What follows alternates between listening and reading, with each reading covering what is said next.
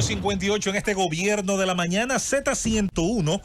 Tenemos en esta oportunidad el entrevistado y vamos a hablar de temas que, como muy bien decíamos antes de entrar al aire, no dejan de estar presentes en el día a día de la República Dominicana y están relacionados al Intran. Ahorita más temprano, y yo diría que incluso eso está pues colocado de inmediato en la minuta para escuchar a don Rafael Arias, el director del Instituto Nacional de Tránsito y Transporte Terrestre, los temas relacionados al transporte masivo de pasajeros, además del trabajo que se está haciendo con el registro de motocicletas. A Rafael Arias le damos los buenos días y la bienvenida a este gobierno de la mañana. Gracias, buenos días, Solís Mendoza, Nayí, Don Rosendo, Aníbal y la dama que...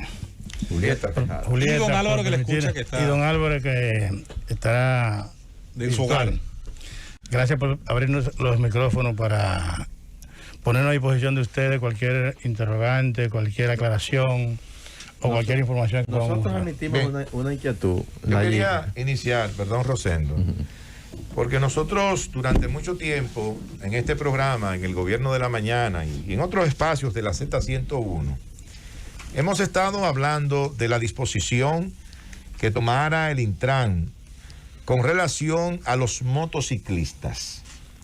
Una disposición que abarca varios aspectos, pero el que me quiero referir en este momento es el de que en la licencia de conducir de ese motociclista se le coloca la fotografía de la motocicleta, se le coloca el registro, se le coloca la placa, no recuerdo qué otro detalle más. Entonces yo pregunto lo siguiente: ese motociclista no puede conducir otra motocicleta que no sea la que esté en su licencia de conducir.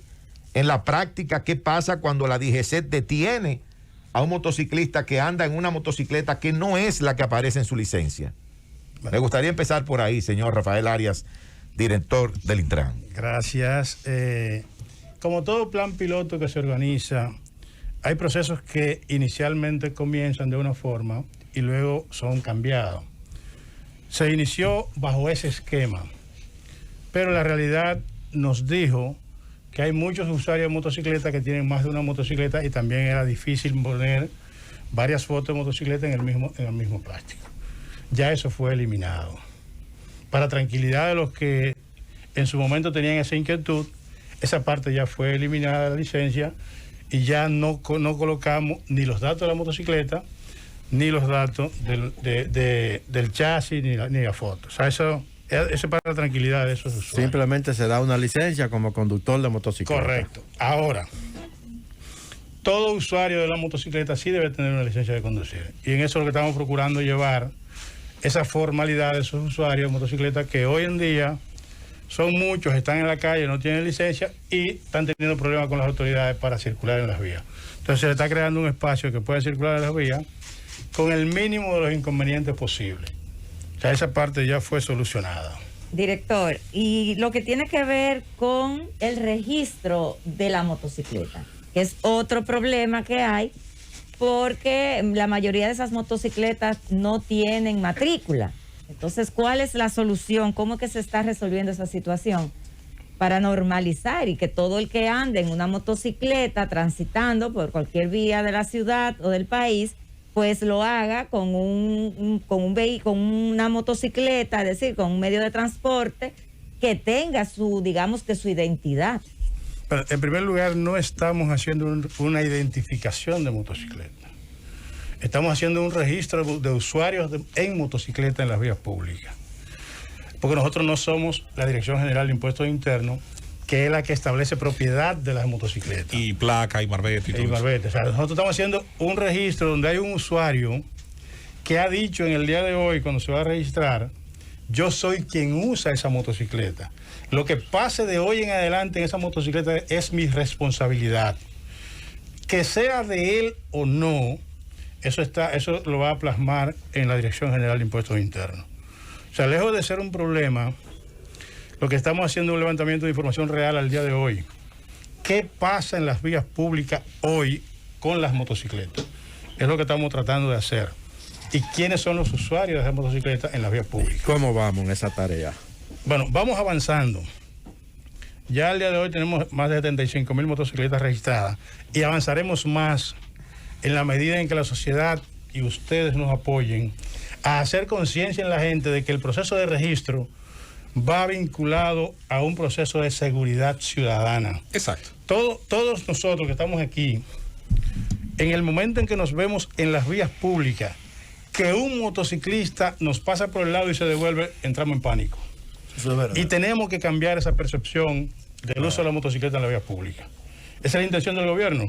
Porque una vez yo acceda a decir, miren mis datos, yo soy el que ando en esta motocicleta, probablemente no me preste a hacer acciones indebidas en ella. Y es lo que estamos procurando. Ahora, una vez pase ese primer proceso, los que no asuman ese nivel de responsabilidad de hacer el registro tendrán niveles de consecuencias posteriores con las acciones que las autoridades tendrán que hacer. Señor director, en su momento. Recuerdo desde que se anunció, y eso me llamó la atención, el tema de la categorización de usuarios, deliveries, motoconchistas, propietarios privados y el trabajo de la mensajería, ¿verdad? Sí. ¿Cuál ha sido la respuesta en los distintos niveles? Porque a mucha gente en principio le preocupaba, y a mí me parece que era una preocupación genuina.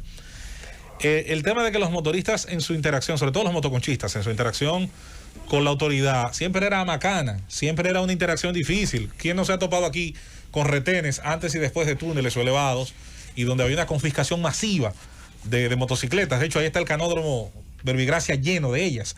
Entonces, ¿cuál ha sido la respuesta de esta interacción? Porque yo lo que noto aquí, y he defendido muchas veces, es que la autoridad tiene primero que acercarse al usuario sin necesidad de llegar a la última. Yo sí quería, que es la confiscación. distinguido colega y amigo, vamos a escuchar a don Álvaro. que lo interrumpa, y excúseme al señor ministro que lo interrumpa, que yo considero que los delivery han hecho un gran trabajo, que es un trabajo muy esforzado, que son gente haciendo un servicio a veces con 33, 34 grados de temperatura, un calor infernal, otras veces es lloviendo, otras veces es bajo rayos y truenos, exponiendo la vida.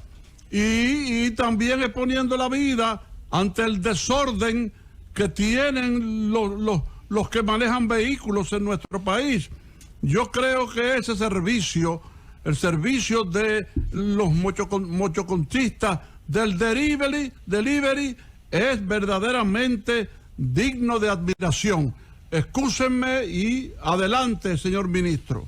Gracias, don Álvaro. Yo estoy de acuerdo con usted en ese sentido por el servicio que ofrecen y por eso los hemos categorizado como una categoría particular que merece un trato particular. Y en relación a la pregunta de José Luis, de hecho, este acercamiento de nosotros hacia los motoristas, el primer sector que ha respondido en esa dirección ha sido el sector motoconcho, que probablemente fuera el sector en el que menos esperaba el apoyo por parte del gobierno por la característica en la que se desenvuelve. Pero es el que está más organizado. Justamente ha sido el que más ha respondido. Claro. Entonces, en ese sentido, y en relación a lo del canódromo, justamente en esta semana estamos instalando, y ya instalamos en el canódromo, una unidad para registrar los motores en el canódromo, y haremos un anuncio con el director de DGC para la entrega de los motores que están en el canódromo a sus propietarios, que han sido retenidos en mayoría de los casos por falta de licencia de conducir. Iremos al canódromo a entregarle la licencia de conducir a los motoristas para entregarle su motocicleta. Dos cosas, señor Rafael Arias, director del Intran.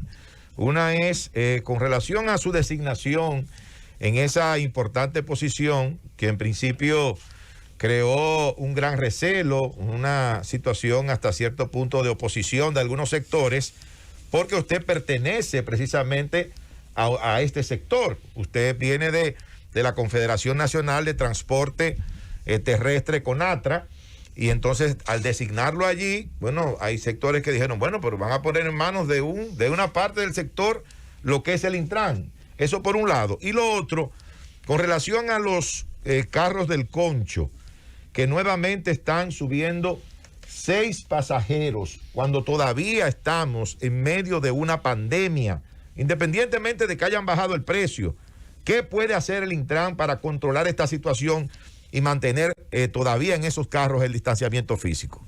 Bueno, en relación a lo que fue mi designación, el país sabe ahora de dónde vengo y no tenemos por qué negar de dónde venimos.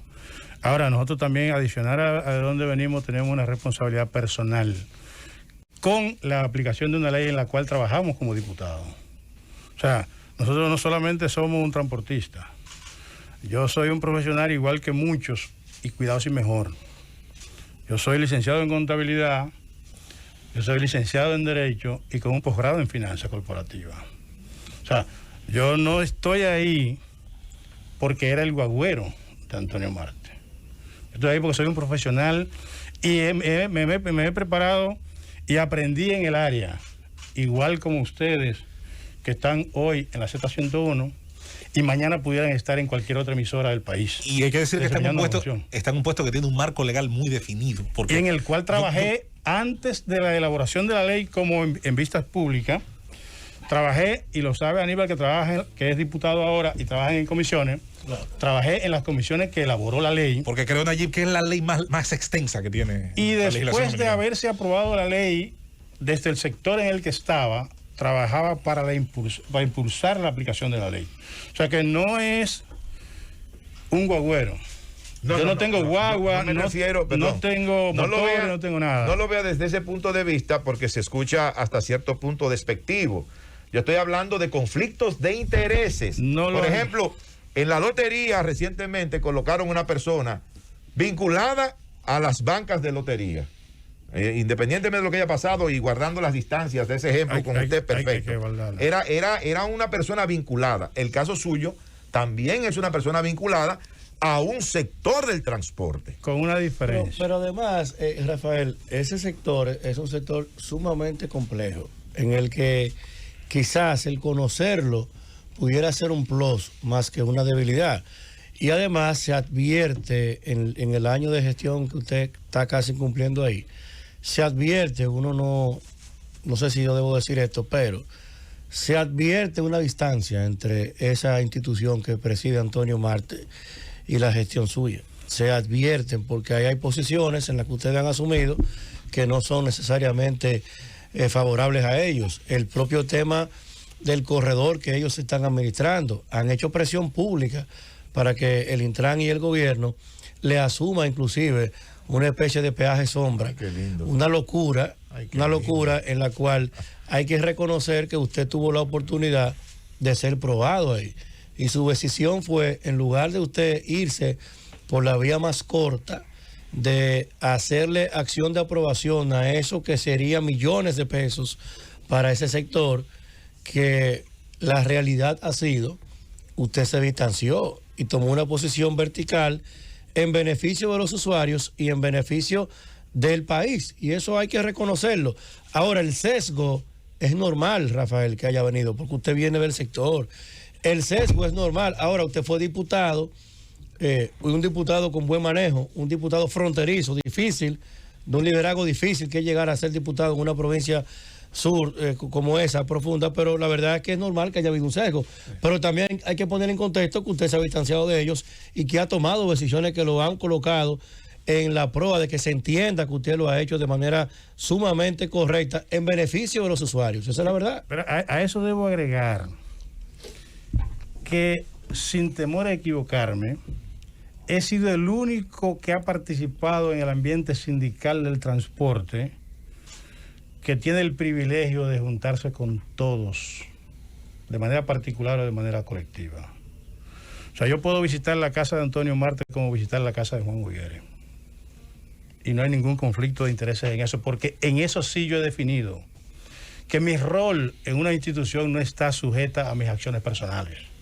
Y eso lo sabe Antonio Marte, lo sabe Juan Huiguere, lo sabe Juan Marte, lo sabe Cambito, lo saben todos los dirigentes sindicales. Mis acciones personales están ceñidas al cumplimiento de una ley en la cual trabajé para elaborarla como diputado, tuve ese privilegio y ahora tengo la oportunidad de aplicarla y hacia allá estoy enfocado. Director, ahí mismo, en lo que tiene que ver con la ley, hay muchos puntos de esa ley que no se han podido aplicar ¿Podría usted decirnos cuáles han sido esos puntos, cuáles han sido los puntos más sensitivos y qué ha pasado? ¿Por qué no se ha podido avanzar en la aplicación de manera al 100% sobre esa ley? Sí, es una ley amplia de por sí, aunque el común de los ciudadanos entiende que es una ley de transporte.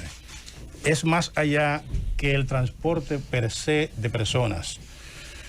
Hay dentro de los puntos que no se han aplicado y estamos trabajando para aplicar, está la inspección técnico vehicular, que era lo que anteriormente le llamaban la revista, pero que más que una revisión de vehículos era un impuesto a la circulación. Otro más. Estaríamos trabajando en la implementación de acciones tecnológicas para la implementación de sanciones por el mal uso de las vías públicas. Y estamos trabajando en eso. Pero también tenemos que trabajar de manera obligatoria en la creación de un mecanismo que pueda filtrar el otorgamiento de licencia de conducir, que es el primer requisito que establece la ley para la emisión de una licencia de conducir, que es el examen psicofísico.